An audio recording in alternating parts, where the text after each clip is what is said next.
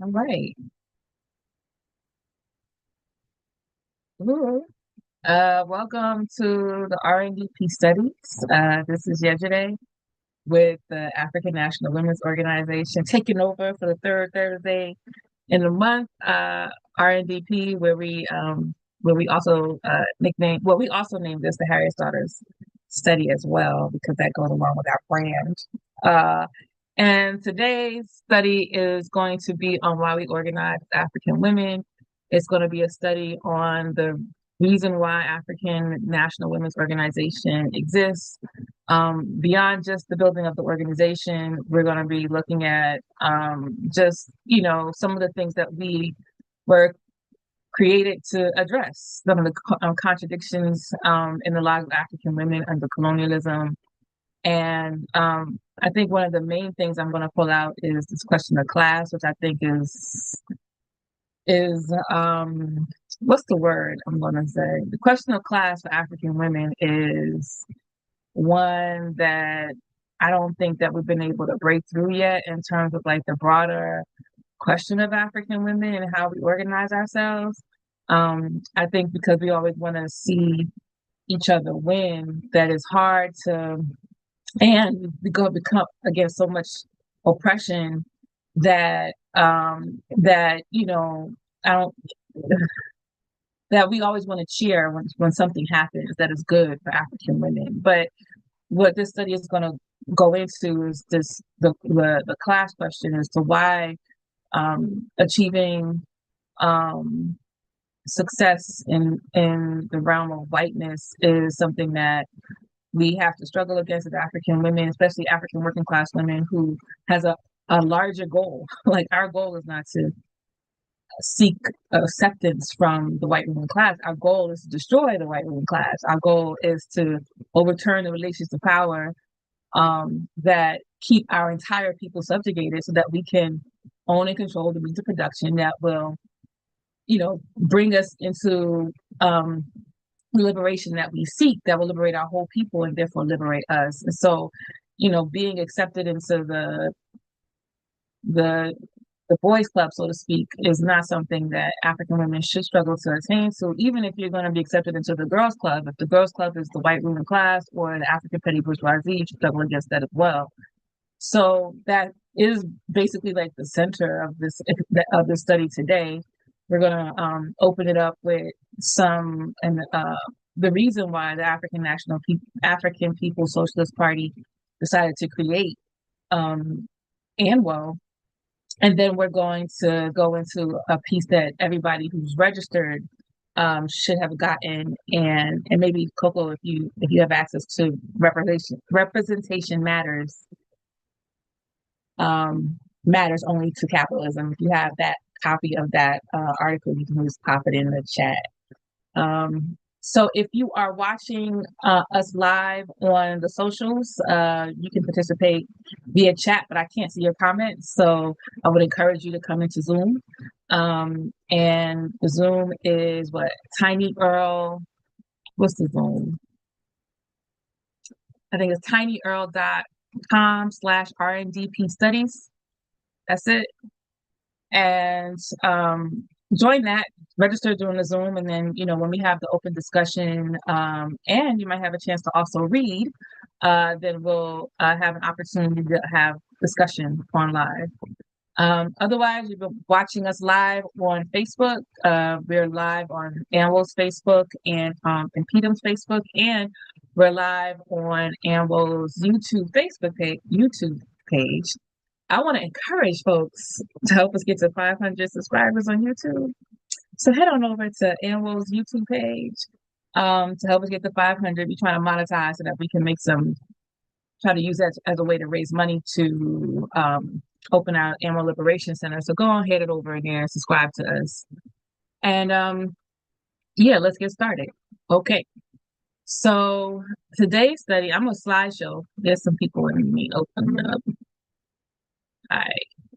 So, and before I go into the slideshow, I just want to shout out and give appreciation to the chairman I be slipping on this, the chairman of the African People's Socialist Party, Chairman Omali Yeshitela, the founder of the Uhuru movement, the one who is like the brainchild behind all of the Uhuru movement's organizations, and the leader of our party, and has been doing so for over 50 years, maybe coming up on 60 years soon, and created a space for African people to center our own struggles and to lead out, and not be trapped by, white leftist Marxism and some of this other stuff, culture nationalism that can sometimes, be wrought with many contradictions.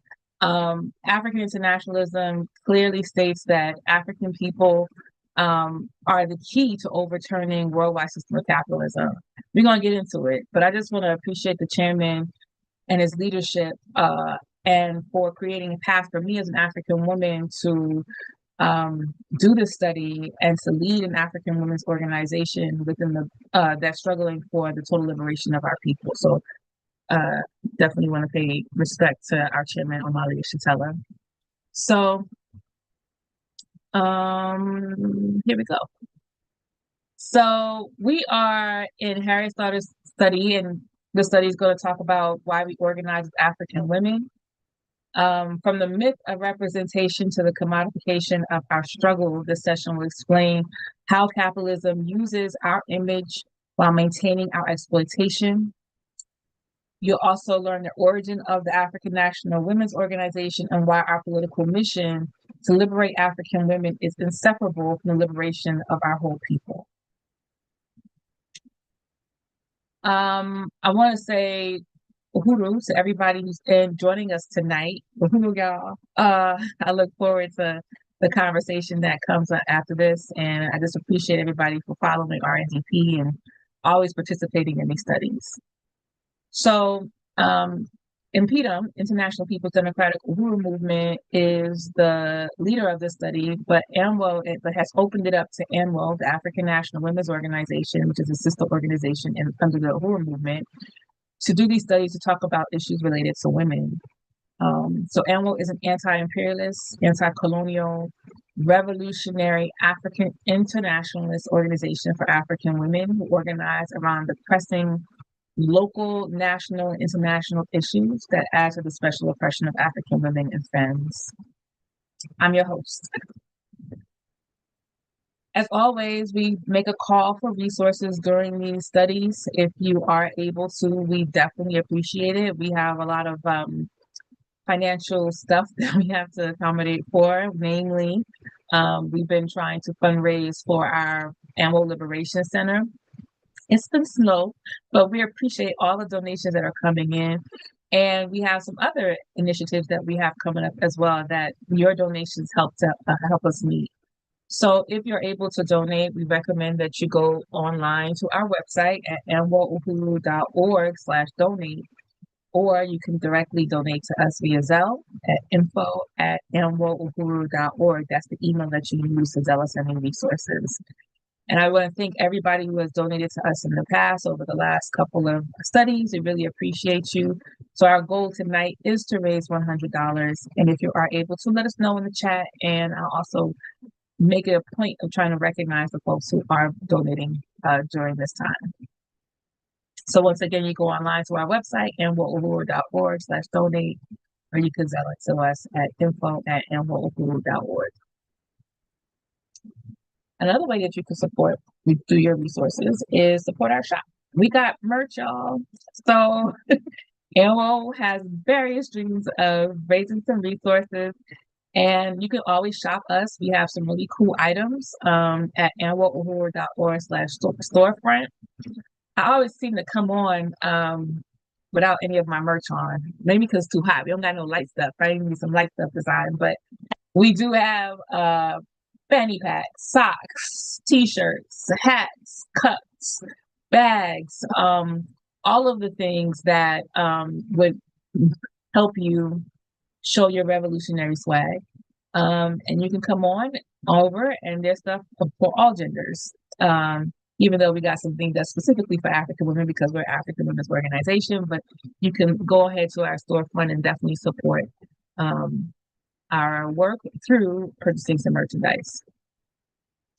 We also have the Colonize. Go to thecolonize.com and get you some of our stuff. It's indigenously rooted hair care, skincare, and hair care products that are handmade. And we use the best ingredients that are things that our grandmamas and mamas and ancestors used to keep their skin and their hair looking fresh. So going over to thecolonize.com, this is our ANWO's Economic Development Institution and supports all of our work. So all the resources go to us.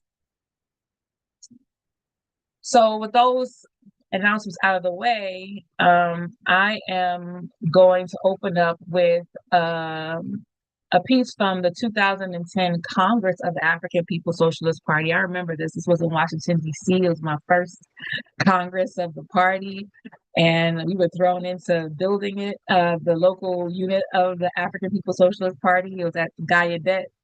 If those of you who are familiar with DC, if you might not be familiar with DC, but it's a conference center here at the School of the Deaf, and they have a really great conference center. And it was at this conference that the chairman, I guess, knowing he was going to make this presentation, the political report to the Congress, asked me if I was interested in leading the African Women's Organization.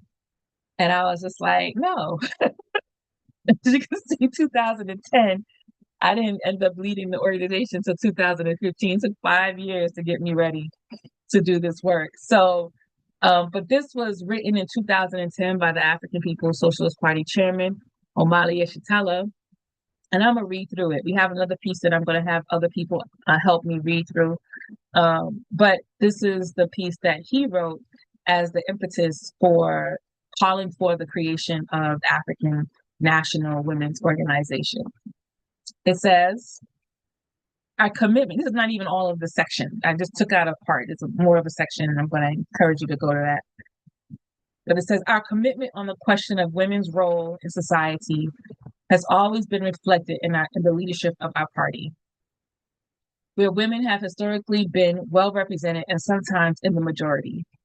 However, we have never structured our party or our work in a manner to guarantee that concerns and issues critical to the progress and protection of women were always considered and advanced as a natural aspect of our work. I am not speaking here of feminism, a bourgeois philosophy that advances a biological analysis that liquidates or minimizes issues of class exploitation and national oppression. We recognize that there is really no such thing as women in general, that there is a huge distinction between women of the slave-owning oppressor nation and women of the enslaved oppressed nation. All available social and economic data reveal that while there are contradictions between the men and women of the colonizer nation, there are contradictions that play themselves out on the pedestal of the oppression of the colonized oppression or oppressed nation. The truth is that the oppressor nation can and does resolve fundamental contradictions between oppressor nation men and women at the expense of the whole people of the oppressed nation. North American or white women do win the right to occupy prominent places in oppressor nation military forces that are currently murdering men, women, and children all over the world, especially in the Middle East and police operations of the barrios and African domestic colonies in the US. But African women, who often bear the brunt of the attacks on our whole people, are catching hell. It is they who suffer the vicious humiliation and degradation associated with the definition of all women who experience bourgeois rule. But African women also suffer the consequence of being of an oppressed nation that is defined as bestial and inhuman by the ruling class of the oppressor nation.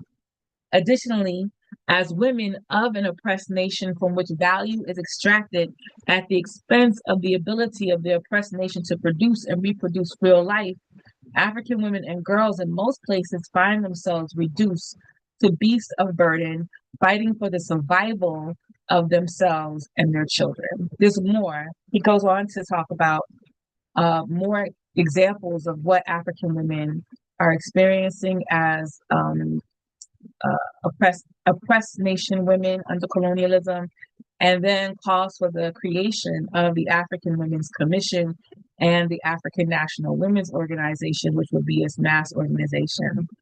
So, you know, I think it was really important for the chairman to eke this out, because as we know that this space is open, right? Like, you can be a feminist, you can be a radical something or something woman, you can be all these things, but most of those sort of conclusions come to the wrong conclusion, which is that we have to fight patriarchy. Let me stop sharing for a moment.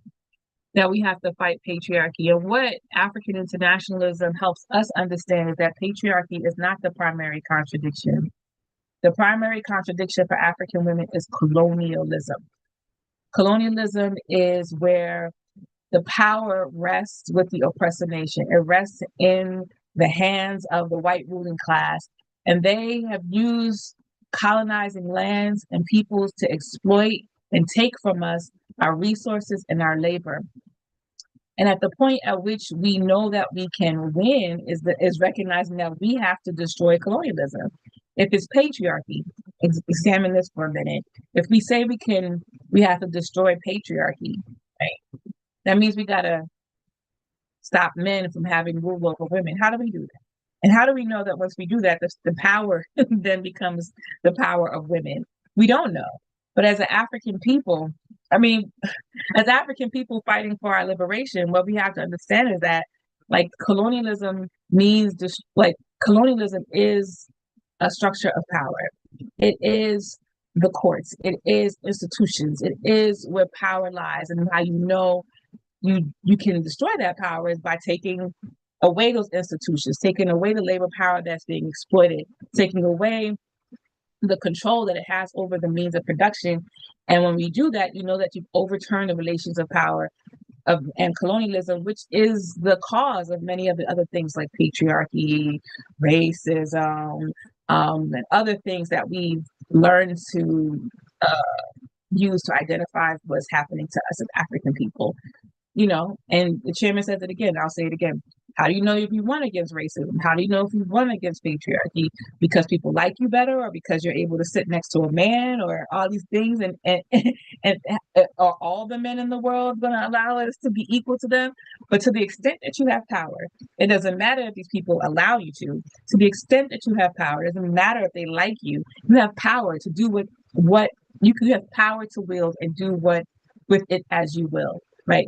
So our responsibility as African women, as a part of the African liberation struggle, is to recruit and organize African women to have a revolutionary perspective and to confront those contradictions that happen to us as a result of being colonized. We have the piece. The longer piece talks about some of those examples, and one of the examples that the chairman names is our children being kidnapped by the state. They also talk about the imposition of poverty, the healthcare outcomes, all of the things that we see the statistics for that show that African women are faring the worst among all women in the world. So, and even within the context of having our labor powers also being highly exploited and exposed. So we have a general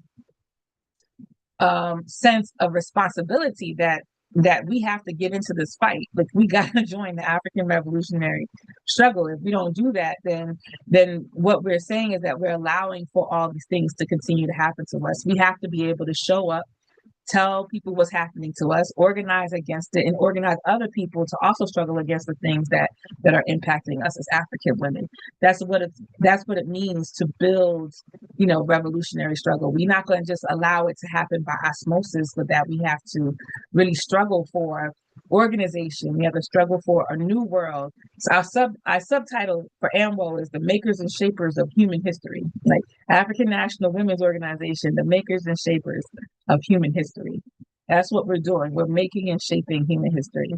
So I'm gonna stop for a second because I wanted to just give us some time to look at this first piece that I read, and see if there was any discussion on. I'm going to go back to share the screen see if there's anybody wanted to say anything about it. This is one of my favorite pieces. There's a couple of titles that there's a couple of pieces in here that we always pull out. Like there's no such thing as women in general. At first, people struggle with that a little bit because it's what does it mean? What does it mean? Not women in general. Like I'm a woman, and we could open that up a little bit. And then I think the other thing is that the oppressive nation, men and women, resolve contradictions that they may have amongst themselves on a pedestal of our oppression. That's another thing as well. And yeah, so I just want to open it up to see if anybody wanted to share or had any thoughts about the first piece that I read.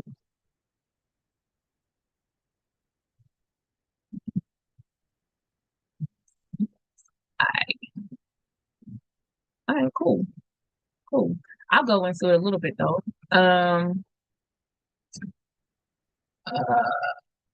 when the chairman says there's no such thing as women in general, I mean, he goes on to explain what that means, but um, there's this verb, there's like this trend, I guess, that emerged out of the struggles of women's liberation in the 1960s and 70s that would like mush all women together in a struggle for equality and feminism. I don't know which wave of feminism that was, but like with the feminism, like you had all women of all color locked arm in arm fighting for this women's liberation.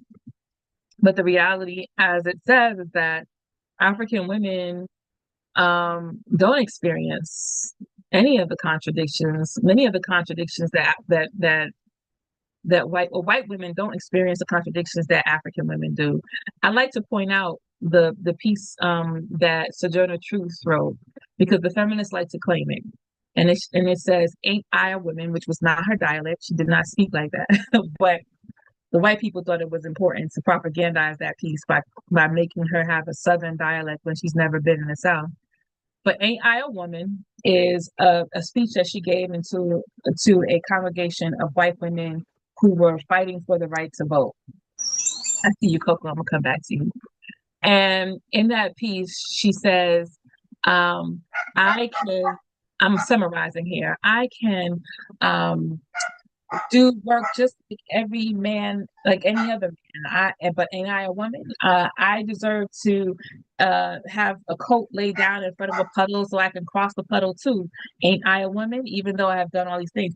And basically, what she was saying, not trying to say, is that she is a woman, but she's also experiencing life as an African colonized woman.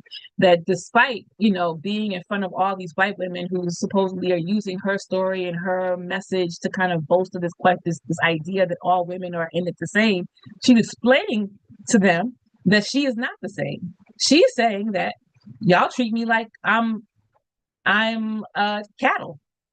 Y'all see that I'm a woman, obviously physically, but I have been a slave and I have been used as cattle, and y'all have benefited from this oppression.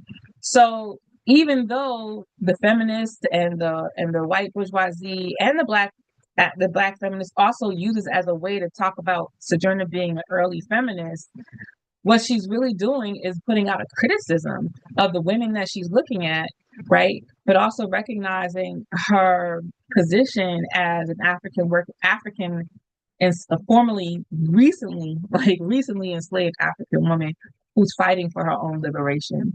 Coco, your hand is raised. Uhuru, I was gonna read the comments in the chat because Okay. you said you couldn't see, but just to unite. First, I want to unite with what you stated, and I feel not I feel we see on a regular basis, and within the Black community, we almost make a joke of it, of how white women, we call it white women's tears, how white women constantly are weaponized against the African community, not just with against Black men, but also Black women. Even I work in corporate America, we already know they are the squeaky wheels. They are. So I definitely unite with that, with saying that there's no such thing as women in general. I'm an African woman, and I first and foremost, I'm an African first. But I do want to read the question that's in the chat here. It's from President Matsamela. Would you agree that patriarchy is not the primary contradiction between us and the colonizer, but it is something that we should crush inside the African community so we can make a revolution? I agree. Yeah. I think when we're in this space and people prioritize patriarchy, that's why I have a contradiction. Like they don't see it oftentimes as a symptom of colonialism, of the overall oppression of African people and of much of the people of the world, and that this was imposed. This sort of man has control over everything. Men should be the leaders, men this and men that has been an imposition in many places around the world, including the African continent, when they first attacked and continued to put down colonial policies that allow for what they experienced in Europe to be something that was the positive on our communities. I'm not saying that the workload of African people was equal or anything like that, and that women were like hunting animals and stuff like that. I'm saying that the gender roles became something that was imposed on us based on women should be demure, take care of the children, make the home, and then that was it. And then they can't be in office, they can't vote, they can't do all these things, they can't be seen as a members of society in its full stature without a man, because in Europe, that's how it was. Women needed a brother, they needed a father, they needed a husband, they needed all these things in order to navigate society, even in the top levels of society, kings and queens. You needed a man to make to have passage. And so these are the things that we have to struggle against, hundreds of years of being colonized and having these sort of these gender roles solidified through this toxic colonial construct has really imposed, like really created like these barriers to real unification in many places around the world. And so I do believe that it's something that we have to struggle against, but we have to do it within the context of struggling against it to destroy it so that we can make a path to the African Revolution. So, we can't have no backwards thinking anybody, women or men, or people, African people, being backwards around gender and how we see ourselves as African people in the struggle to free ourselves. We just can't have it. So patriarchy is one of those things that, although it's a symptom of colonialism, we have to struggle against any of those characterizations or, ways of being. Uhuru Coco. Oh, just to like piggyback off that, to me, once we decolonize, part of the decolonization of African people is decolonizing the gender roles that was forced upon us as a result of our oppression. So, I think it works hand in hand with that, because as more as we disconnect from the oppressive structure and create that dual and contending powers, it is creating a path of equality. Like, we have the saying, African women must lead. That's something that we already in practice. So if you agree that you are an African internationalist, you agree that, women have a place at the table as leaders as well. Yeah. I'm not a fan of the table. I want the table to be, I want to be some people in a room like at this table and like toss a table up and like pew pew pew. I want to destroy the table. Like the table has no place in our world, right? Like I wanted this table, this ceiling, all the things that have been told to us that we have to be a part of. I just want to destroy. These are like colonial barriers. Uhuru Don. Uhuru president yesterday. Uhuru everybody, especially Auntie Coco. Now I did want to so because you have that piece, President yesterday, that is colonialism is the issue, not patriarchy. However, I am to piggyback off of President Masamela's question. Would you mind like listing out some of the ways that patriarchy might inhibit, right, Africans to produce or impose something on the ways that Africans would produce and reproduce life? Uhuru. Yeah, yeah. And patriarchy. So patriarchy as a general description is when men have power over women. And how it shows up oftentimes within our community. I think generally speaking, women have power. Like African women, we out here, y'all know them grandmamas, they were the ones, like they were the ones out in the world, like making and shaping things. But the way it shows up oftentimes and it's in often toxic ways is in domestic relationships or uh and yeah, Christianity, Masamela said that.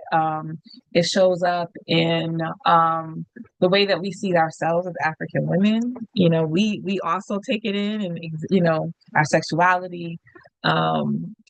So to give specific examples, for example, a man might be out an African man might be out in the world and he comes home to his African woman and imposes a sort of fiefdom in the home, right? I'm the king of the castle, you know, this is what I need. I done beat back the world out there. And when I come home, I want peace. And meanwhile, the woman don't got no peace, right? She gotta accommodate now some anarchy, like um some I can't find words today.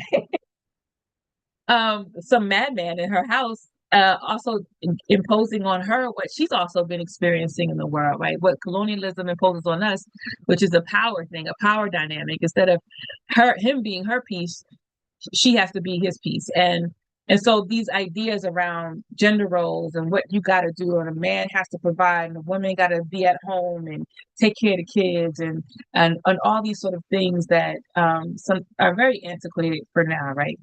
And then, of course, in religion, that's also in all. I won't say all. I don't know about all four, but I do know of the Abrahamic religions that this idea of women being the rib of a man, or women being not equal to, but less than men. And the way that you show this is through dress or through prayer or through making sure that the man is held before you and yourself. And there are probably other ways that it can be experienced. I would say also as a child growing up in a home, this idea that the man is the center. And as a child, a girl child, seeing a father not doing anything while the mother buzzes around them, right? And seeing the woman cook and all these other kinds of things. And also the way that we think about ourselves as well. Yeah, you know, the way that we think about ourselves in terms of our own sexuality. And I think patriarchy is very, very, very bad for like men too. I think that it holds men hostage. Like it holds y'all, like it frees y'all up. I don't know how best to say it, but I've seen men who come in with all of this heaviness around what's supposed to be men and women, and they would just lighten up. Like they could just understand that African people as human beings are supposed to progress with one another and share in the joy of creating new life together. And but you're trapped by these antiquated, colonial, toxic sort of relationships and ideas that only trap you and don't free you. And then you impose these things in the household, you can impose it on your children. I think also patriarchy goes into this question of violence, right? Right. We go into this question of violence, not only in relation to men against women, but the question of violence in society is a patriarchal question. Violence in society is rooted to the power structure and controlling human beings, which is a patriarchal concept. You have to control in order to oppress, and you have to oppress in order to control. And if you don't have that, so we see this manifesting with men versus women, women versus women, men versus men. Not patriarchy, not matriarchy. Say again. Neither patriarchy or matriarchy, equality. Okay. And then we see you also represented for parents over their children. You know, when you say you want to control their children, so I gotta beat the child in order to control them as well. So I hope that those were good. You know, there's probably more, but I'm trying to get through some of this so we can get to the next part of the study. Don, go ahead. President, yesterday I was wondering, so we're gonna eventually look at refusing compulsory sexuality, and one of the things that I'm having to do is she uses a lot of the phrases that you yourself and chairman and honestly a lot of other authors of the Uhuru movement have already debunked, right? Mm-hmm. So the context of me asking like what is patriarchy is also kind of like in preparation for that presentation, right? And what I'm noticing that a lot of the times in the book where she say patriarchy. Sorry, who is she? I'm not familiar with the book. Yeah. Dr. Sharonda J. Brown, who's the author of Refusing Compulsory Sexuality.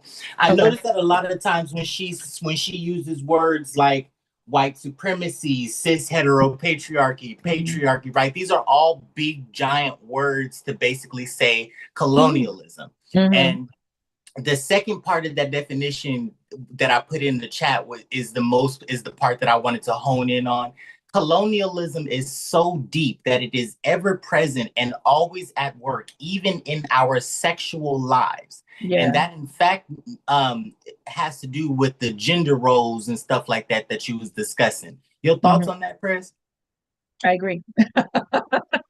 I agree. And I'm even looking at what you put in here. Colonialism is the infliction of terror, trafficking, enslavement, torture, exploitation, the unjust policy, all of it, right? And how it's represented in a colonial society, all of it is patriarchal. However, you're not going to get rid of patriarchy unless you get rid of colonialism, right? If we found a common ground to say, okay, men and women and or all of patriarchy is done away with and we can live equally among the genders, right? But colonialism is still intact. Then first of all, you can't get the first one without the second one being destroyed. But let's just say that that's the case. But you still have colonialism, meaning that there's still a parasitism in the world, that there is still taking from peoples and places and creating war and all these other kinds of things. Then colonialism is the contradiction. Like you cannot get rid of it. You have to be able to get rid of colonialism in order to truly have an equitable society. And I think I'm making a straw man argument here where you can kind of get rid of patriarchy, right? But you can't. You cannot get rid of patriarchy unless you get rid of colonialism. But for the sake of argument, say we were able to do that. Colonialism is still intact. There's still some level of oppression that's happening in the world. There's still some parasitism. It's not all parasitism that's happening. There's still violence happening in the world. And if we related that to also patriarchy, then we're also saying that, that colonialism is still intact, which would be the case. Okay, I'm gonna get to the next part, y'all. I'm gonna go back to sharing my screen, and then we can have some more discussion. So we're gonna read a piece together in the next slide. But the analysis, right? This is what we're doing. The myth of equity under colonialism. The myth of equity under colonialism suggests that reforms or representation within a fundamentally oppressive system can somehow deliver freedom to African women. But colonialism as a parasitic system is designed to extract value from African labor and our resources, including reproductive and the caregiving labor of African women. Gender alone cannot explain the contradictions we face because our experiences are shaped by our relationship to colonialism, capitalism, and the nation. While patriarchy is real, it operates in service of colonial capitalist interests that fundamentally dehumanize African people Therefore, liberation for African women requires dismantling colonial mode of production altogether, like we've been saying. So not simply achieving gender equality within it. Our fight is for complete self-determination and sovereignty, not a mere inclusion in our own oppression. Like, we don't want to become the vice president of these United States. That is not a goal. We don't want to become the prime minister of the UK. we want to destroy the whole apparatus, right, and create something new. We want to make a new world. We want to enjoy the fruits of our labor, but not within a system that is parasitic and holding our labor hostage, right? So, I put on the slide a thing from the UN Women, which, there's so many critiques that can happen with the UN, particularly on their work around women, which is performative at best. Gender equity, the process of being fair to individuals of all genders, fair, to individuals of all genders, which may involve the use of temporary measures to compensate for the historical and systemic bias faced by women. That statement is weak as hell. There's using language like to be fair. Who gets to say what's fair, right? And then how do you dole out fair in an international state, without dealing with the system that of inequality that is so prevalent amongst throughout the entire world, which is colonialism, right? And then you're going to have temporary measures. It's not even permanent measures. We're going to temporarily fix this thing so that we can compensate for the historical and systemic bias. Bias, which is also a weak ass word, right? Like, bias is just the feelings of how you treat somebody, not the historical or systemic contradictions or things that exist, right? It's just the feeling. So this whole statement is weak as hell. Like, just looking at some of the words, and I want to train our minds to kind of, when we look at things like this, to look at how people word things, particularly if they're talking about it in relation to women, because we see a lot of trickery when state institutions and all of these departments and governmental organizations talk about their campaigns to save women who are being victims of violence or some other kind of economic depravity, and they wheel out these schemes to address those issues, and then they use weak language to basically represent their weak actions that they're not going to be able to take. Okay. Shukwu.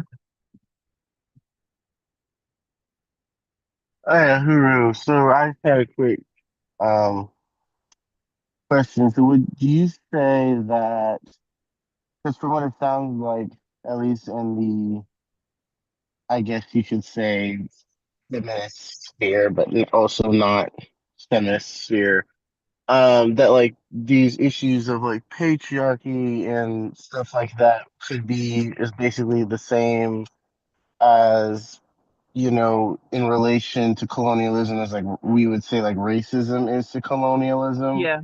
Like they're all just basically um like trying to fight racism in and of itself, or patriarchy in and of itself, is not the primary contradiction. It's all the contradictions lead back to colonialism, and these are all just kind of like Yeah. branches of it. Because white women can fight against patriarchy, right? To be equal to their men. So that's what they want. They want to be able to share in the spoils of war, right? But African women, other colonized women, cannot just fight against patriarchy, because what's the reason that African women are trapped into agrarian lifestyle, or don't have childcare, or don't have the money to take care of their family, or girls don't go to school, or institutions that actually block you from having rights as a woman, are not because of our gender. It's because of power, because of colonial power and policies. And so when we talk about colonialism, what we're talking about is power, real power, and institutions of power to uphold ideas of patriarchal, oppression, and other kinds of exploitative oppression, like racism, These are all just ideas, right? Patriarchy is an idea, right? It's an idea that men have control over women, but what reinforces that idea is actually somebody could tell my husband that he got control over me, and I'd be like, yeah, bro, whatever. You know what I mean? Like, it's just a thing. Like, oh, men should have da da da da, and I'm just like, okay, whatever. But if somebody came into my house, kicked in my door, put a gun to my head, and said, if you don't behave like this, then there are consequences and repercussions. That's colonialism, right? If I want to go ahead and purchase land, and it's like, no, you need your husband to do this, that's colonialism, because there are institutions that are reinforcing these dynamics. So patriarchy, just like we say racism is the thoughts and ideas in white people's heads, and those things don't really have tangible legs until colonialism reinforces those things, reinforces and weaponizes racism, right? Because it has institutions that can dole out injustice in the courts and can make it okay for the white ruling class to exclude you from some type of this job or another. The same thing can be said about patriarchy. There are things that are backing up this symptom of colonialism and make colonialism even stronger, actually. We were reading a book, My Country, My Africa by Andre Blouin, and she was an African that was born in the Congo in the 1940s and participated in the transition of Patrice Lumumba, the first democratically elected president of Congo. And in the book has so many different examples of how a patriarchal society under colonialism was established. And I think that everybody should read that book, but also, like, that's how we see it in relation to the colonial question. Colonialism, if we're not focusing on liberating ourselves from colonialism, then we're just mitigating the harm, right? Like, but the harm is never ever really going away. And in order for us to really be a society that's not centered on oppression and parasitism, we have to build and organize and look at the primary objective. Because if your primary objective is just to have a seat at this table, then that's when you're going to be. You're going to be at the table negotiating your freedom all the time. Basamela? Oh, and I just want to appreciate the study, and I also know I'm assuming this is where you're getting towards, which I don't want to just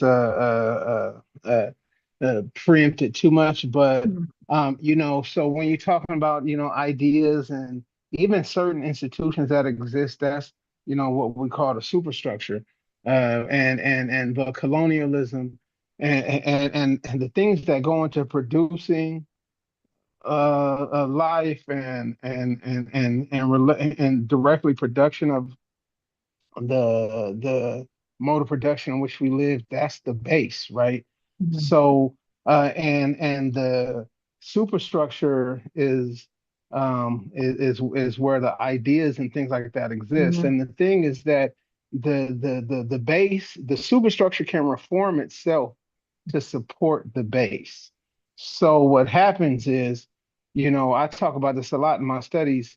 For 150 years, people fought against minstrelsy. The problem was minstrelsy. The problem is minstrelsy. But the integrationists saw the problem with minstrelsy through representation. What are you saying? Right? Minstrelsy? Minstrelsy. The sort of like blackface. Oh, minstrels. Okay. Yeah, blackface. So hold on, let me change. Can y'all hear me better now? No, I heard you. I just didn't understand the word you were saying. I heard you. Oh, shoot. Now we can't see you because your hand over the camera. Can you hear me better now? I heard you good before, comrade. Okay, yeah. So blackface. So the whole thing is that sort of for 150 years, people fought against blackface. So take your finger off the camera. Sorry. For 100 plus years, people fought against blackface. But the integrationists saw the problem with blackface through representation. Right. We just need positive images of black people. So what happened is about the 1950s, blackface goes away, and it literally goes away within a matter of like months. And what's happening during the same time that it went away was, well, interesting thing that sort of NAACP had this whole thing to get Amos and Andy off the air. They didn't want no more, and Hollywood responded by just not putting no black people on TV for 10 years. Yeah. There literally was like no black shows about black people for like over 10 years. I think Julia becomes the first black show or something like that, or probably the Cause and I Spy or something like that. But the point is that they replaced racist media with anti-racist media. So it goes from like a whole bunch of like Sambos and stuff to like stuff that's also not real. You know, black people being perfect, like Sidney Poitier or something like that. But that was all to reinforce the shifts, the colonialism that was in the crisis of colonialism, because Africans were demanding power, and what colonialism gave us was representation. You know, but this is where African internationalism comes in, because Garvey responded to this crisis as well, right? Garvey created the African national flag in response to a minstrel song. Every race has a flag, but every race has a flag, but the coon. And so what happened was the NAACP responded to minstrelsy, namely Birth of a Nation, by protesting, by demanding better representation and things like by promoting black people who by giving awards to black people who they felt represented black people in a positive light. But Garvey said, I'm going to create our own images, but those images are going to redirect Africans towards independence and self-determination. So that was the important point of the flag. The flag wasn't just to have a flag and maybe, you know, in February or Juneteenth, your city hall raises the flag. The flag was supposed to redirect people towards self-determination. So representation only mattered if that representation was directing Africans towards independence and overturning the base of colonial capitalism. So I really appreciate, like I said, this study, because what they'll give us is sort of, we'll say African women must lead, and then what they'll say is, you know, well, African women can lead alongside a white man. You know what I mean? You did. You're going into the main piece, and I see a question from Tony. I'm gonna get to that question, Tony. And maybe you can expound a little bit. Say why why are you raising that question in terms of that? And if you could say a little bit more about that in the text, that would be good. But we were reading a book, and it was, I forgot, Coco, what this book was. We were talking, but it was saying how that it was like in the early 1900s, and it was talking about how we need more African prison guards, or Black prison guards, because we don't have our brothers and sisters in jail don't have the care of the community or something like that. Was it the new Jim Crow? It might have been the new. No, was it that though? It was something that was an older book, and it was calling for these as solutions. I don't think it was the new Jim Crow. I think it was something else. And it was calling for solutions. And some of the solutions that it raised was that we need to have more prison guards that were Black. We need to have more police that was Black. Because at the time, they felt like this was the reason why, or this will be helpful to our people who are locked down behind bars. We need to have more Black social workers. These are the reasons why we give ourselves. And it doesn't do anything to challenge the system. It helps us become integrated within that system. And what we often find ourselves, people like, I'm going to join, because if I don't join, then I'm not doing anything. If I'm not elected into the system, how can I even talk about it? If I'm not a police in the prison talking about the care of Black folks, then why would I even? And then when you get in there, what you see is that you become an agent of colonialism. And so we're going to get into that piece. I see a hand raised, Chukwu. If you can hold your question, and then I'm going to come back to y'all, the question in the chat, and then also this question. I'm going to help us go through the reading. So if anybody wants to help us read the next piece, which is Representation Matters matters to colonialism. I use a double matters there. And then, yeah, we can get into it. It's a piece I wrote because once again, a Black woman and did something that we all loved, she got into the highest office of the land. And that made us so proud of her. I'm going to see if I can make this bigger. And does anybody want to help read this piece? President, yesterday I can start it off. Let me refresh the page so it shrink down for me. Okay. There we go.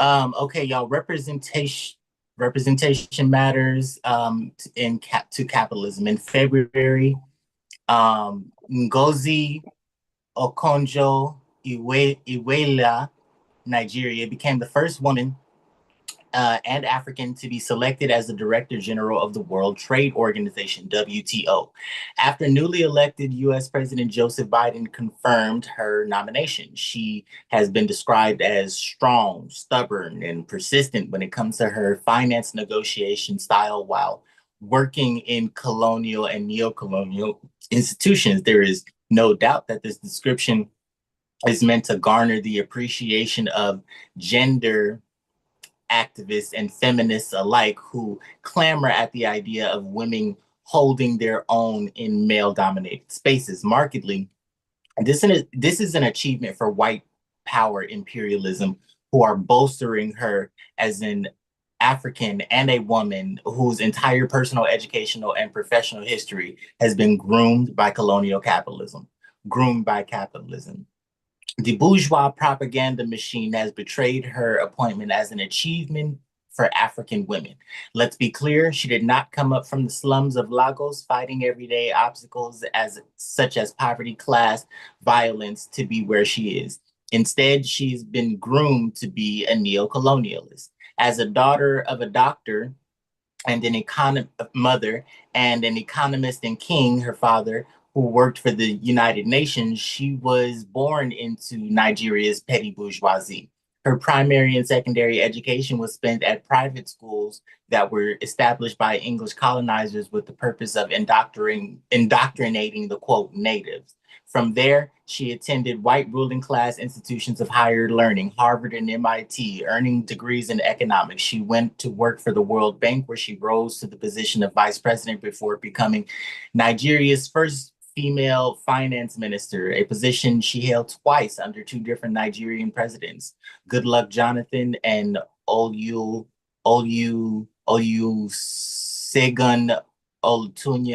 Olutoyin Aganga. This, of course, was not the path that 97 million Africans in Nigeria can take, who represents the total number of population who live below the poverty line. It is the population and their participation in the informal, not directly tied to capitalist production, economy that contributes greatly to the actual working class social and political economy. Thank you, comrade. Thank you. I'm going to have somebody else take it up here.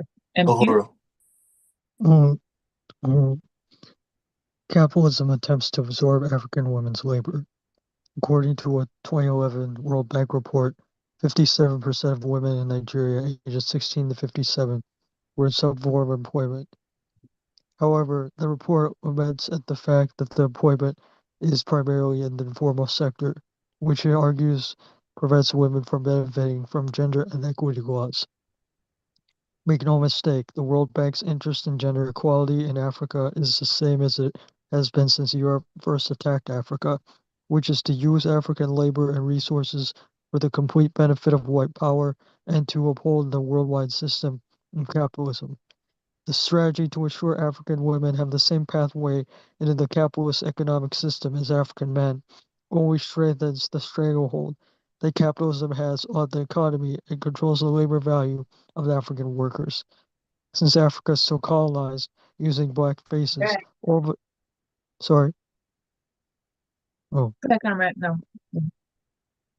of its economies benefit the warring tribes of Europe, who are once again scrambling to save themselves by maintaining control of Africa's rich resources, which includes its people, access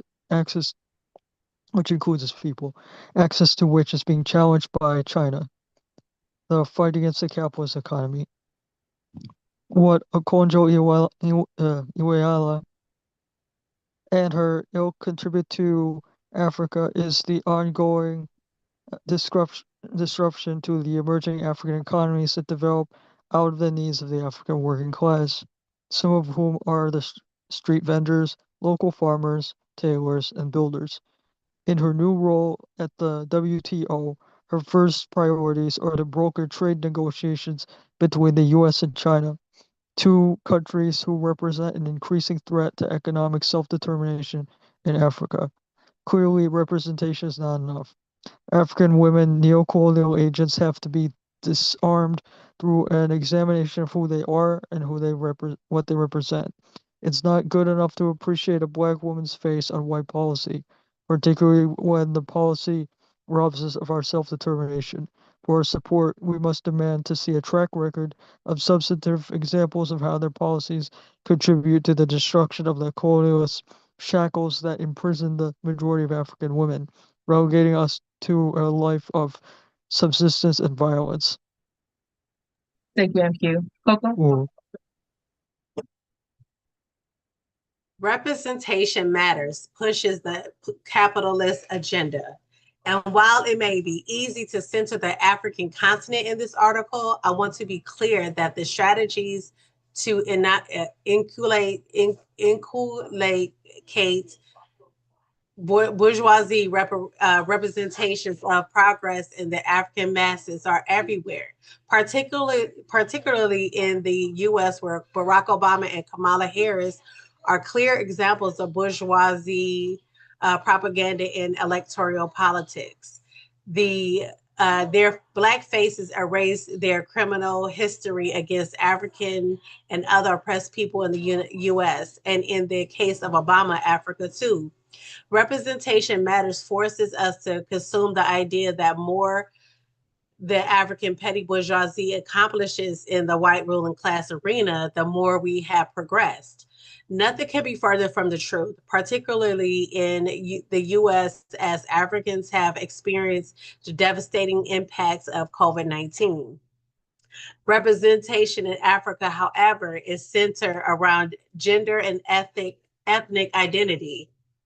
Something that Okonjo Iweala has used to deflect criticism of her policies. But when it comes to African women's representation in the government, Africa is actually leading more than any other place in the world.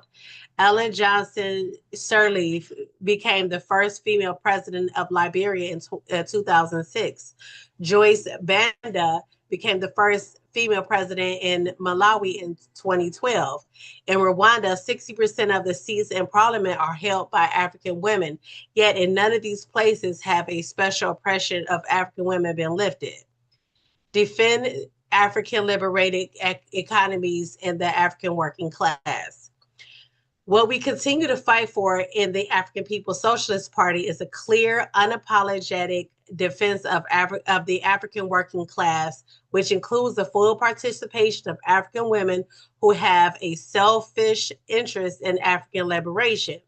It is only with the destruction of colonial capitalism we will begin to change the conditions for the African working poor and working class women. Having African women petty bourgeoisie representation does not and will not ever overturn the special oppression of African women. Okonjo Iweala and others like her do not have a selfish desire to free Africa from the grips of capitalism.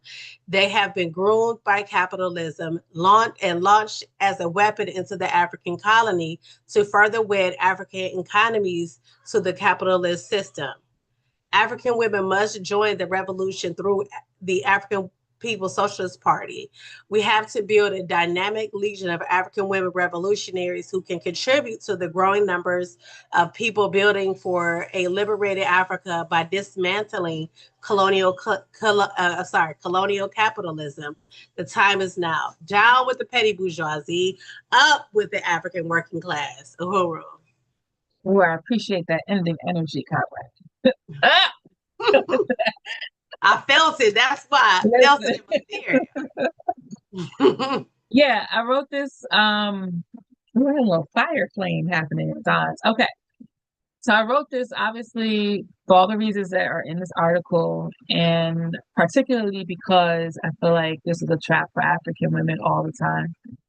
And, you know, we have terms like Black girl magic or Black excellence, and those terms never apply to the African working class. It's always to highlight how close we've achieved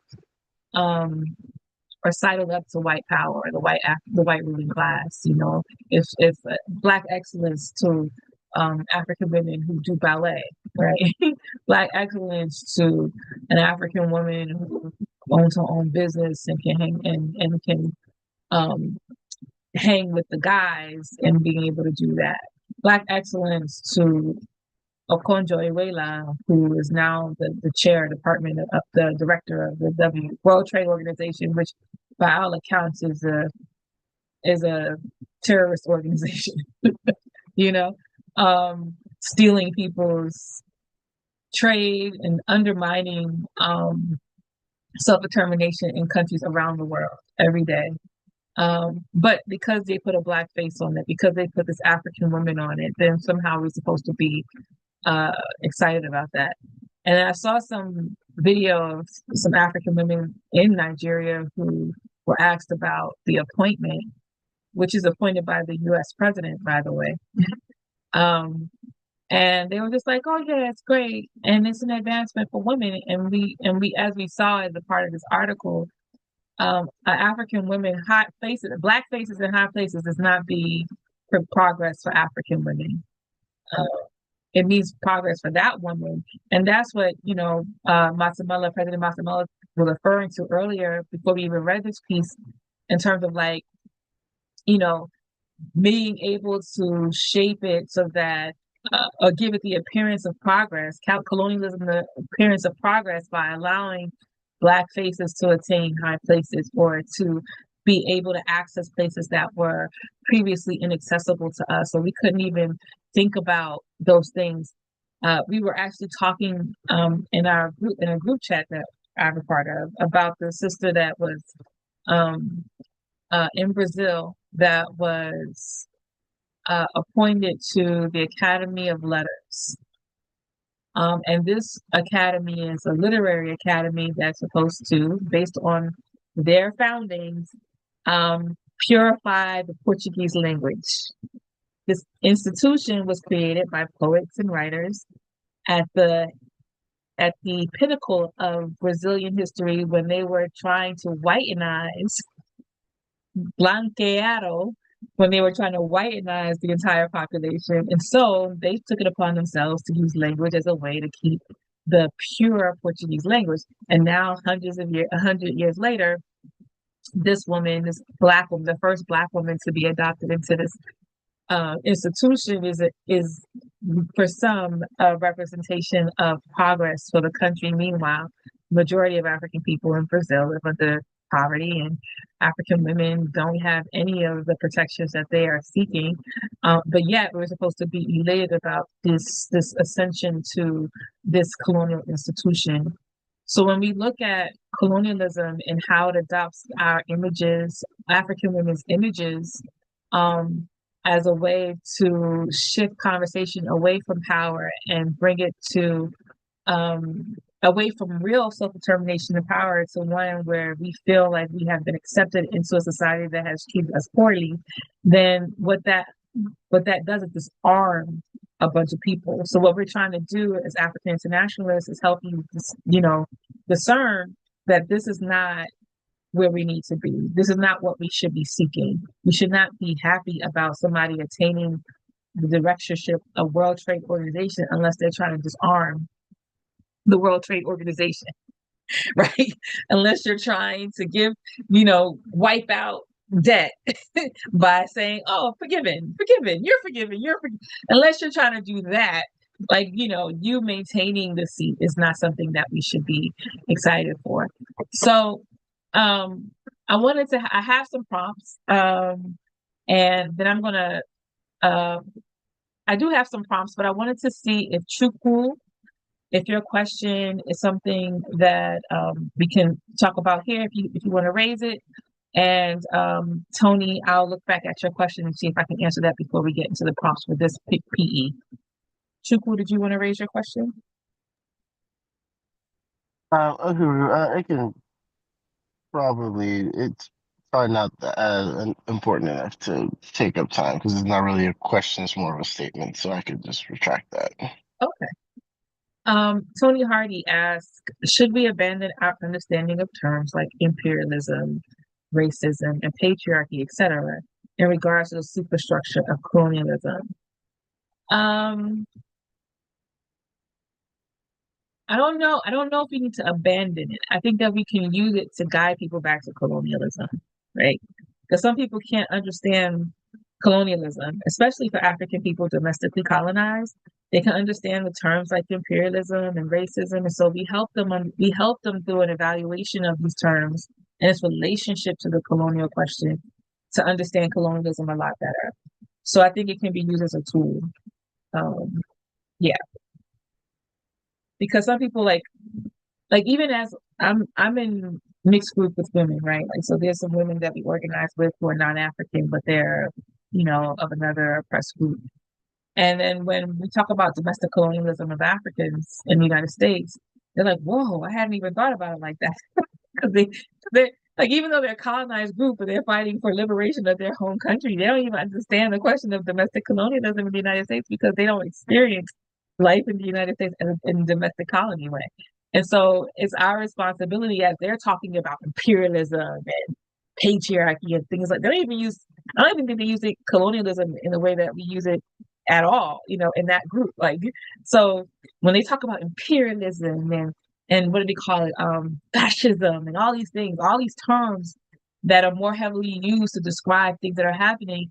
I think what Chairman does really well is be able to take apart those descriptions and so that people understand why it cannot be applied to the conditions of African people in the way that they may be applying it to other things, and why colonialism is the most appropriate way to describe our situation, even if we are impacted by patriarchy and quote unquote racism.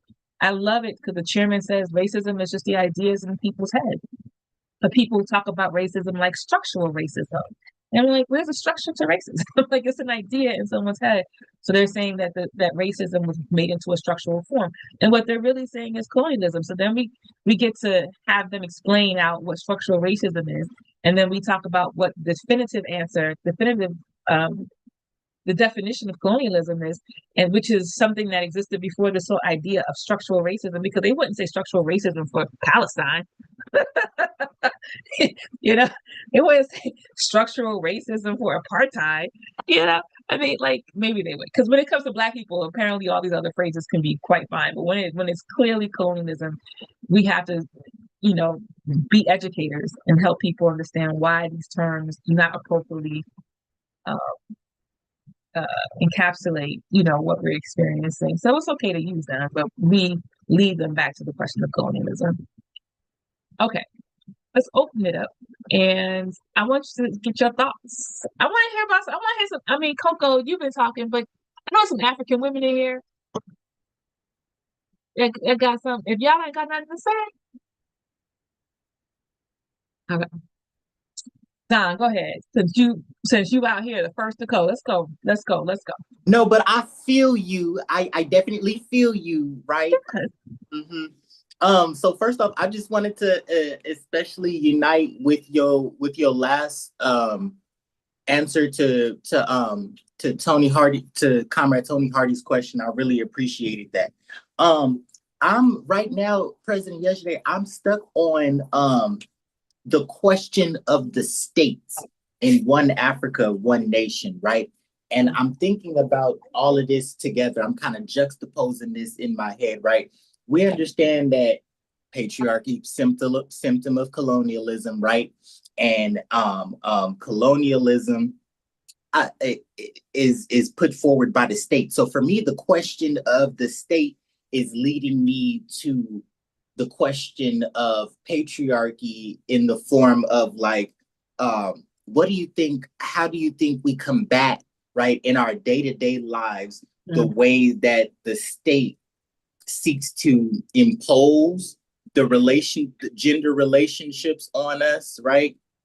And the way and how that protects capitalism, that how, basically what I'm trying to lead you is to do is explain the capitalist mode of production and how it infects even our home lives.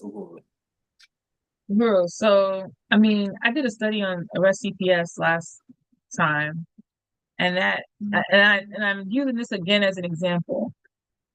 Arrest CPS, for those who don't know, is our main campaign, which looks at the family policing system, in which the state comes into your home, takes your children, tells you that you've done something wrong, even without proving it, and then traps you into this whole web of destruction. Like, it's the courts, it's the cops, it's the social workers, it's the welfare state, it's homelessness, it's poverty. It makes you, and it's mental health. It creates all of these contradictions in your life with the taking of your child. So I would say to answer your question, comrade, in this very real campaign that we're dealing with, that is a clear example of the state imposition in the lives of African women in particular, and how it leads to destruction of our brains through mental health, how it leads to the destruction of our families, how it also incarcerates you. Like, it's a carceral state. Like, you can be arrested and taken and put behind bars around this. It also destroys and breaks up the entire family. This institution is one of the many institutions that are dropped like a bomb in the African community to destroy. It's a colonial bomb, because what do they use as a narrative to justify this institution? They use the patriarchal, right, description. We are trying to help children, save the children from you niggas. We're trying to help. We're gonna, you are not fit to parent, and we're going to take your children from you because you can't do it. And we're going to take them from you and not even put them in a better situation, but we're going to come in like the saviors that we are. The state is the savior, right? The state is there to save you in this way. And we know that the colonial state is not doing that. The colonial state is always being used as an institution of control and manipulation. It is a tool of coercion that is there to uphold the wishes of the white ruling class. So when they target poor working class African communities, this is not by happenstance. We don't harm our children more than white people. It's because of all of the things that they have imposed on our communities that make us more vulnerable than, say, the upper echelon white communities that abuse may also happen in. But because of the drugs, because of the violence, because of all the things that colonialism imposes on its domestic colony, then it makes it more vulnerable. This is an institution of the state inflicting colonial oppression, and you can see the patriarchal boundaries in there, right? You can see the sort of like paternalization of I'm going to care for you more than you care for yourself, even though that's not the case. So, I hope that answers your question, Conrad. Like, that's just one example. And I wanted to use this example because this is the only example that I am aware of that has so many tentacles inside of it from the state. Like, it includes all manner of departments in the state apparatus, all just in this piece around child welfare, so-called child welfare. Uhuru, And go ahead, Carl. I was just going to express unity. Okay. That's all. And I want to also just recognize that when you put African women, when you put Africans in the employ of the state, like we talked about in Cozy, right?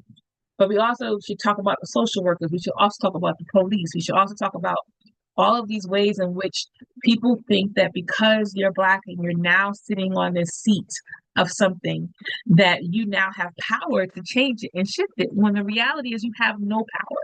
You work for the apparatus, you work for the institution. We got a lot of Black people that become social workers, but they won't help. They don't help. And they find out mad quick when they get in there that they're not helping. They are part of the cog of the wheel. So the state will have you thinking because they allow you to be hired by it. And we fought for it, right? We fought. This is the thing. Colonialism had you fighting to be integrated into the fire, the fire of the house that's on fire, right? So you fought. We need more jobs in the police. We need to have more social workers in the office. We need to have more Black people. We need to have more people elected officials. And you have all of these things. I think we are at a point in time in history, maybe still, maybe not so much now, maybe like a couple of years ago, but we have more elected officials, Black elected officials, than we ever had in any moment in history. But yet the conditions of African people have not changed. And so I want people who may be watching this and can unite, but to also recognize that like this is a trend in our history, like along the way. When we read a book like Race First, or another book by Marcus Garvey, and you read about what was happening in the 1919s, 1910s, 1910s, and the powers dynamics, the way that Black people were interacting with the decisions that they were making, and the way that society was set up, it's like today, y'all. Like, it's no different. And colonialism will have you trapped, going around in a circle, and we see it reinventing itself every year. I don't know how we get brainwashed, but we don't use examples from like 2 years ago as a reason why we would make a different decision now. But apparently, we continue to suck on the teat of oppression. Apparently, we suck on the teat of colonialism, even when they put a Black face to it, and that's all they got to do. And so, what we're struggling against as African revolutionaries, as African internationalists, is for us to be dialectical materialists. Look at the world for what it is, not what we want it to be. Look at a person for their works and not just for their face. Because what happens is that we have neocolonialists popping up, because this article says that this woman was groomed by capitalism, right? She took the path. You know how many heads of state in Africa came through Harvard, MIT, child, Oxford, you know what I'm saying? They've come through this path, and they've worked for the World Trade Organization. They worked for the World Bank to become the finance minister of Uganda. So there is a clear neocolonial path that one takes to get to these seats of power. God forbid that the finance minister of Uganda is a working class trader lady from the slums in the villages, working that market. She probably knows more about how to make a dime, become a dollar than the finance minister who's been trained at Barclays to learn capitalist economics. So we have to start to think about these people that they put before us and use as an example of Black excellence and Black, especially for Black women, that this is not what, I hope this is not what you want. I hope that essentially what you want is to get free. And the way that we get free is by, really breaking down what the colonial smoke screen. MQ?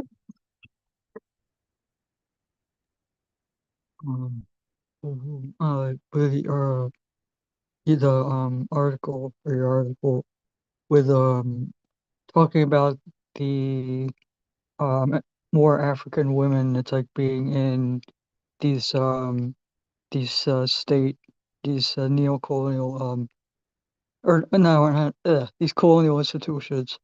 And then I was just thinking like how like neocolonialism is like the last stage of colonialism, but then it's even approaching the end faster because now there's African women in these positions. So it's like it just shows how the colonizers getting so desperate that it's like now oh look, we're so inclusive, now there's African women. And then it's just showing the fast approaching demise of the whole system. And so it's actually it's a good sign because it does show their desperation, but then it has to be interpreted right through African internationalism. I really appreciate that. you know, the last stage of imperialism. They throw all these. I mean, Trump is an example of the last stage of imperialism, right? Like it's like the stuff is so bad, like he's able to jump in front of all of the, like it just shows the weakness of the system, right? And that you know, at this stage where this person um can show up and just be the raw representation of, you know, what America is, because there's no more shadows, there's no more curtains to hide behind. And the same can be said for putting, you know, more Black faces. And it's a ploy too. Like you want Black people and other colonized people to be the administrators of your stuff, because you know that you're, as the white ruling class, that you are on a decline. So that's what they did in the African colonies, right? You know you're on a decline, so what you want to do is you want to train the Black people to do your bidding, even though you're not going to be in direct power. And that is what's happening with all of these people that they're appointing and putting in positions of power that are African or other persons of color and things like that. So I love what you said, NQ, about we have to interpret it like that and use African internationalism to explain why this is a good thing for people who desire an end to the status quo. But it could be also really hard for people who actually are vested in it. And we have to help African people become unvested in colonial capitalism. Masamela? Yeah, I was just saying I appreciate that because can you hear me? Yeah. I was just saying I appreciate that because what even happens is neocolonialism, it doesn't enrich, it doesn't it doesn't fill all of the colonizers with joy, right? It's a colonial strategy. As one wing of the colonial bird is fighting another wing of the colonial bird, they bring in Africans and other colonized people, strengthen up the colonial state, and it does inflame a sort of um, reactionary sector of the colonial colonial bourgeoisie. But what happens is when the colonial bourgeoisie attacks the African women and might, you know, depict her as a mammy or something like that, they expect us out of you know, race pride or whatever, bourgeois race pride to defend the sister or something like that, because you know, and that's the sort of neo-colonial strategy. Because the irony is that sort of Trump wants to tear down and create a new type of colonial system. The people that are the liberals actually are the new conservative party because they want to maintain this system. And I think, as y'all are saying, we have to have people be able to see this as a part of the crisis and as a response to our push towards actual power. And because what happens is that's why they even I was thinking about this because what will happen is they'll put African women as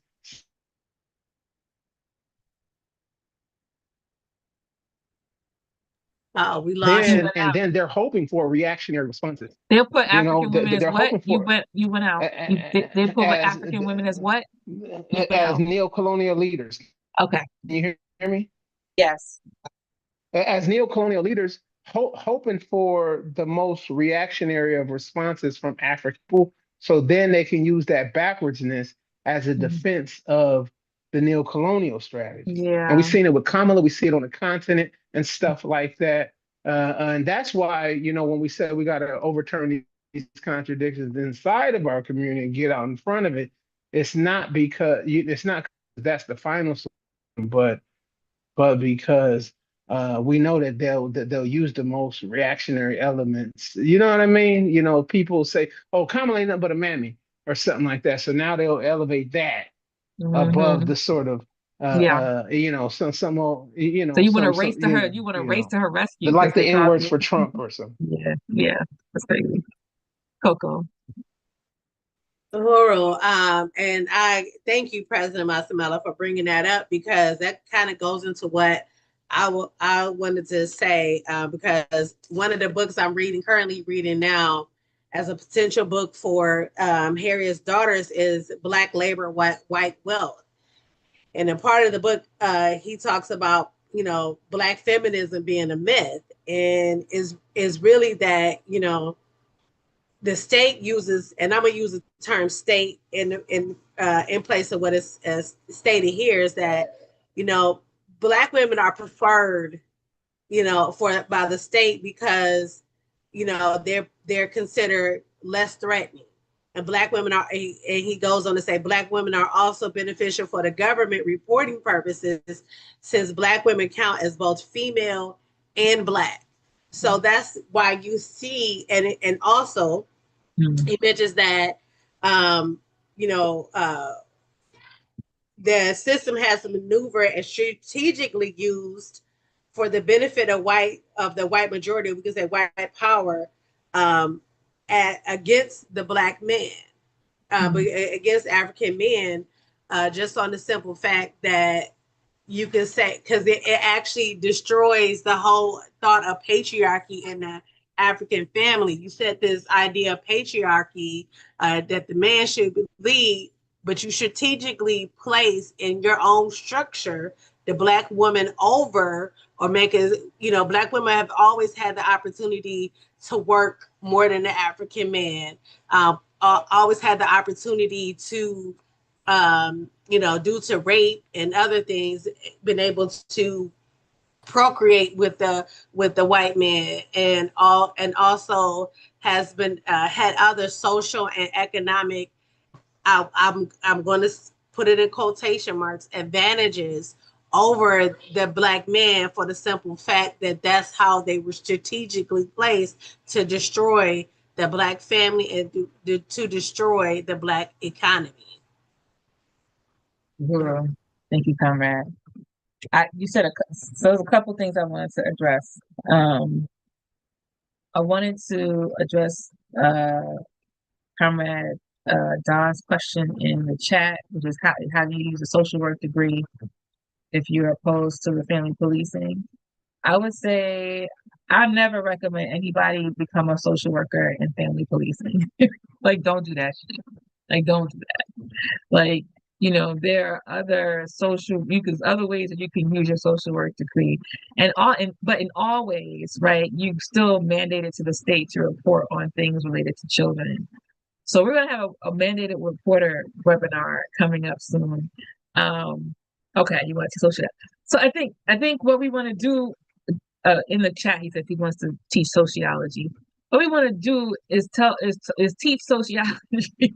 You want to teach how we want to always use African internationalism in anything that we do. So if you have an opportunity to teach, particularly educate, then we want to teach people around colonialism and how these structures that we live under are in service to colonialism. Every single one of them. There's not one that's not in service to colonialism. You make a society that you want to reinforce your ideology, and every institution, every school is about reinforcing the power structure in colonialism. So I would say, as an African internationalist, Don, that you have the opportunity to destroy colonialism through your education by exposing all of the threads and needles that uses sociology, social work, and all these things to uphold colonialism. Betty Davis, Uhuru comrade.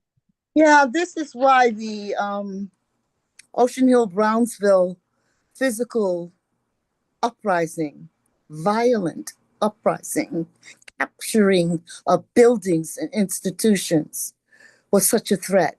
Mm-hmm. And why so many of the teachers with 2 and 3 degrees, like Ralph Pointer, who taught at Columbia, had a master's in science, had a master's in computers, was put in jail because he was a successful teacher in the public school system. The public is not stupid.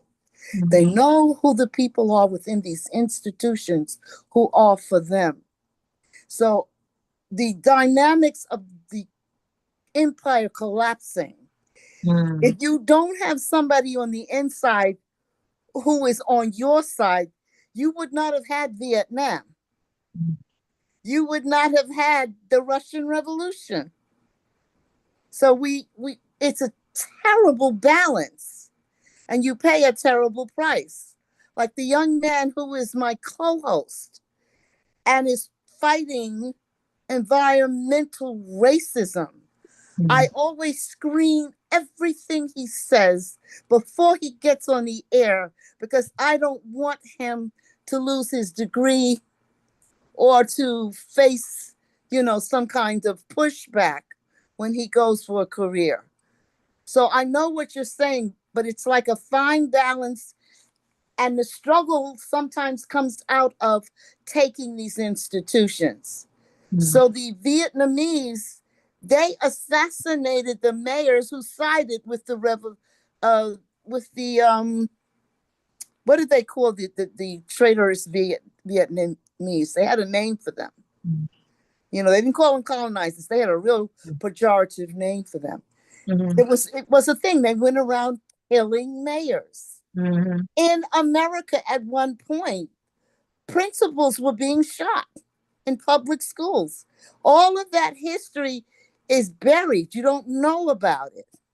So what you are looking at when the empire collapsed, we couldn't have taken the schools if the people we got newly appointed to take over the custodial jobs hadn't left the keys somewhere that night. And we took quite a few public school buildings in New York City. The same thing with the people who had these slave uprisings. They talk about the ones who were informed on, but there were over 18,000 semi-successful slave uprisings. I'm sure Brother Matsamela can tell you that. But the transition is the problem, how you transition. And I keep going back to the Battle of Algiers. It's a template for what can go right and what can go wrong. And I remember the revolutionaries saying, we got to take it, but then when we take it, we got to fight to keep it. And, how he put himself at risk being in this building that was supposed to be a safe house. I can't say more, but all over America, there were safe houses.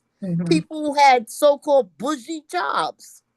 We could not have taken one of the buildings and got the flyers out the next day if one of the brothers who had a bougie job in the school office had not helped us and gave us the key to get in the goddamn school and run off the flyers for the next day. So I don't advocate for people being, shall we say, prison guards. But when we're organizing just this week around deeds, and I mentioned the fact that we didn't fight for better police or a district attorney that would betray us. This brother comes over to me and says, I just got fired. I'm a prison guard and they fired me because all the prisoners listen to me. And I know how to, deal with the abuse that they're having. I find ways to get it to the right people so that there's investigations. So it's, when you're talking about this transition, remember the Battle of Algiers, remember the struggle of the anti-colonialists in Vietnam. And all I can say is Meredith, who was the other brother? James Meredith and a couple of the other brothers who came to support our position of community control. They understood what we were talking about with colonialism. And I'll end it with this. Queen Mother Morris was chubby like me, but much taller. And she used to say, in the struggle for liberation, you got to turn around real quick and educate the people like you're doing now. She said, then you got to turn around again real fast and fight the man. Then you got to turn around again, educate the people and keep them with you as you educate them and fight the man. And that's what you're trying to do. When you have a real movement, you won't be able to have discussions like this because the conversation changes. And you need to control those institutions. You really do. That's how people learn how to run things the right way when they get control. So I can't see, as long as there's one public school standing in America, having an all-white staff. I would, unless one or two of them were revolutionary. I want to see Black people have jobs, and I want to see Black people have jobs where they control, like with your organizations and Garvey. But what are you going to do about all these taxes that we're paying? Why are you going to let white people have the jobs for institutions that you are paying taxes on? I don't get that. Why are you going to let them steal your deeds and your houses so that you can't pass on a certain amount of generational health? Why are you going to condemn Black people to poverty when you don't have to starvation when you don't have to? It's just as hard to fight the bourgeoisie, the Black. I love kicking their ass and tearing them down in a public meeting. I enjoy it. That's what we should be doing. Fight on both fronts. Thank you. Well, comrade, thank you for that. You said a lot, but I think what I really unite I with. want to say to Comrade Maximella, be careful now. Be very careful. Be strategic and be like a fox in terms of the way you teach your class. I've got many comrades who have lost their jobs. You know, be very careful. Love you. Uhuru. Can I be heard? Can y'all hear me? Yes. Okay. Some reason I'm looking for like a green box or something that lights up around my face. Thank you, Comrade Betty, Sister Betty. I really appreciate what you contributed. And I just also want to. Oh, I'm sorry. I want to add one more thing. If it wasn't for the parents and the youth of New York City, I wouldn't have a pension today. Every time the system tried to fire me for teaching the truth and insisting on the truth be taught in the public school that I was an administrator in, the community put my ass right back, or they put me in a different school. So this education piece that you're doing is critical. And when you really educate them, they will fight for you and fight for themselves. Yeah, I think that's the shift. I think we have to have African people be confident in the fact that we can run our own, we can govern ourselves, right? And what you provided examples of are people who are so fed up with the way things have been that they have done the necessary work to organize themselves and put themselves in positions where they can govern themselves. And on the larger scale, that's what we want for African people, right? We are at a point in history where imperialism is in crisis. We have experienced all the iterations of, reformism and all these other kinds of things. And we know that this will only repeat itself. Even if it dies down, it will only repeat itself.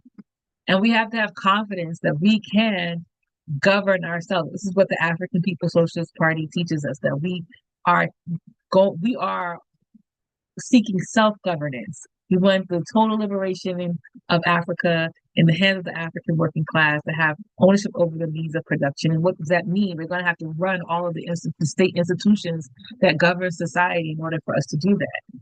However, when we are working for capitalism, when we're working under colonialism in these places, and you don't get the political education, then you don't know how or have confidence in yourselves to run the institution beyond what you're being told to do, or even have an idea about what it should be other than what you're being told about it.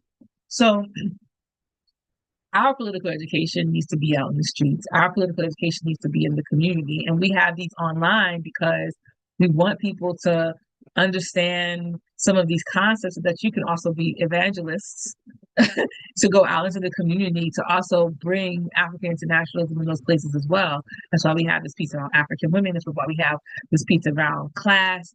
And we continue to do other kinds of political education that informs the masses about what it is that we believe and what our final objective and goal is. So, it's really important that we understand our own significance, not some far off or sort of thing or something that's going to happen through osmosis, but we understand our own significance as human beings and as people who are fed up I would imagine that everybody who's on this study right now is fed up with the current state of the world and the current state of African people, to the point that you've joined an organization, you joined AMRO, you joined the party, you joined the Uhuru movement, you joined some other kind of organization that's out here in the world organizing for self-determination. And what that means in its highest level is that self-determination for African people means self-governance. That doesn't mean self-governance under the leadership of colonialism. It means true and real self-governance. And you learn how to do that through the process that Betty Davis just gave us, by taking over schools, right? By, infiltrating the state buildings and turning over the keys. And I want to say this too, because, when I say I don't recommend anybody going to the state institution to become a social worker unless it's a part of a strategy. Unless it's part of a strategy to do exactly that. Open all the doors to all the foster homes and let them kids out and come back to their families, right?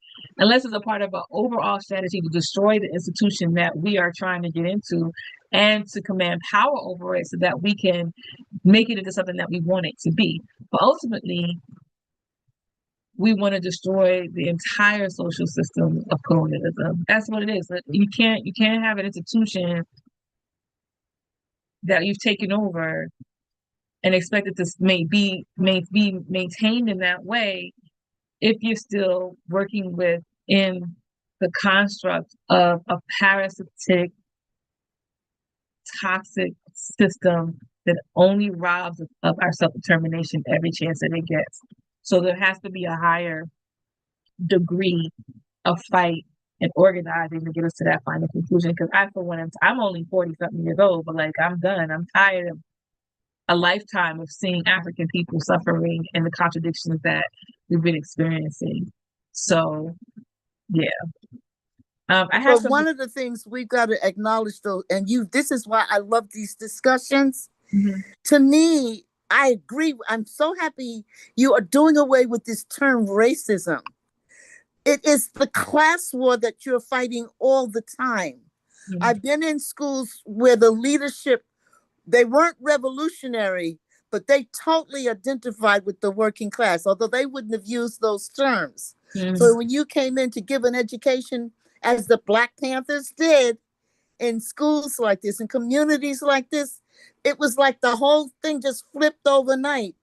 And then you could have an above ground and you could have a below ground. Mm-hmm. So you're absolutely right. Without fighting metaphysical imperialism, you cannot win. And to me, the biggest contradiction wasn't the white racist in the school.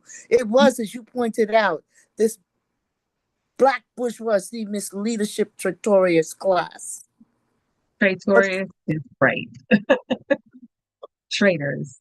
And we have to deal with that. And that's why the study around class is so important, the discussion around class, because when we find ourselves rooting for ourselves, but it's only within, tagged to the back of the African petty bourgeoisie, then we're rooting for the African petty bourgeoisie. We're not rooting for the masses of African people who are being oppressed by the African petty bourgeoisie and the white bourgeoisie, right? So this is the work that we've taken on for ourselves as African working class intellectuals, but also organizers that are in these streets fighting alongside of the African working class for power or to build a power base. And so I wanted to start wrapping up this study, and I appreciate everybody's contributions so far. Thank you so much, Sister Betty, for contributing, and all of the other comrades who are in here. I just want to acknowledge you all. I know that all of you didn't speak, but I appreciate comments. I'm looking at the comments, they're funny, but they're also real. And all of the contributions that you've been able to contribute, provide tonight. So I'm going to go back to my slides. We got more studies coming up. In August, we're going to be doing one around sexual violence and colonial power. I mean, all of our themes are around colonialism. So we're going to talk specifically about rape as a tool of colonial domination. under colonial occupation, and fighting back organizing beyond survivor frameworks. So, and also we're going to be looking at wars of foreign aggression. And I'm not talking about just rape on a one-on, like rape that happens in the neighborhood, but like rape as a form, as a weaponized tool to clear land, to call on imperialism. It's really, and to also deem an entire population of African men as the enemy as opposed to colonial violence, which is the primary reason that sparked, situations where rape is possible. And then in September, we're going to have a guest. Dr. Aisha Fields has agreed to participate in this study. And I'm so excited about that. That's how I came into the movement, was through an organization called the All African People's Development and Empowerment Project. So, I mean, really, she's just a genius. She's an amazing sister with a wealth of knowledge. And we're going to talk about charity versus self-determination, the rise of the NGO in the name of helping women and children, and how they use NGOism to weaponize and organize people around the world to, intervene in the issues of African women and children, but get no results in overturning colonialism. And we're going to talk about that. And then in October, we're going to talk about policing prisons in the colonial war on African women and how this manifests under colonialism. So Black women in state violence and the political prisoners in existence. As the months go along, we'll talk about what we're going to be doing in November and December. These are the next upcoming months. So I have some final announcements. ANWO has launched our Arrest CPS postering campaign. If you had the opportunity, we did a training around this last week. And we have 5 specific cities that have received the posters that you see on the screen. A Black child is kidnapped today, and we have some specific to our cities. So in Washington, D.C., we started putting them up. In San Diego, we started putting them up. Los Angeles, St. Louis, and Brooklyn. Brooklyn, not yet. They soon come in Brooklyn, but like in St. Louis, the other states, we have started getting them up. Follow us on our socials to see those pictures as they come about. And if you're interested in learning more about participating in those cities or doing something in your city, let me know. I can send you some posters as well. And just email us at arrestcps@anwohuru.org if you're interested in jumping on board with that. On July 20th, we are going to, that's just on Sunday, we're going to talk about white power and Blackface on our live streaming program, The Breakdown, which will be broadcast on ANWO's channels on Facebook and on YouTube, and The Burning Spear on YouTube. So you can go ahead and go to our website, anwohuru.org, to register, and it'll take you to that link there. It's so long, so I won't say it. And it's going to be Sunday, July 20th from 3:30 to 5 p.m. White Power and Blackface, Diddy Democrats, and the African Petty Bourgeoisie. And we're going to break down primarily the big ugly bill from Trump, how Medicaid has been wiped out, how Democrats were performative opposition, and we'll talk about the African petty bourgeoisie and its shenanigans, which includes Puffy and some other elected officials. On July 26th, also, we are going to have the One Africa, One Nation Farmers Market in St. Louis. This is an economic institution of the African National Women's Organization, where we bring together economic development in the north side of St. Louis, vendors and organizations coming together to sell their wares and tell people about themselves. And we also provide fresh produce from the Gary Brooks Community Farm, but also from other farms in the area as well. So if you are in St. Louis or you know of somebody in St. Louis, go to oneafricamarket.com to share our information. We also have socials at One Africa Market, farmersmarket.com on social, One Africa Farmers Market on Instagram and Facebook. So you can go to those channels, subscribe, and find out more about this event. And then on August 10th, we have the next Harriet's Daughters book club. We're going to be reading Wretched of the Earth on Violence, which is a chapter in that book. So I don't know if the event is up yet, but if it's not up yet to register for you, it will be up soon and you'll get a notification from us when you can register. But go ahead and head on over to animaluhuru.org when that happens and register to be a part of that discussion. This is single-handedly the best book that I have ever read around colonialism. Comrade Betty was talking about the Battle of Algiers, which is the center point, the piece around the writing of this book, as the author, Frantz Fanon, was a part of the Algerian Revolution.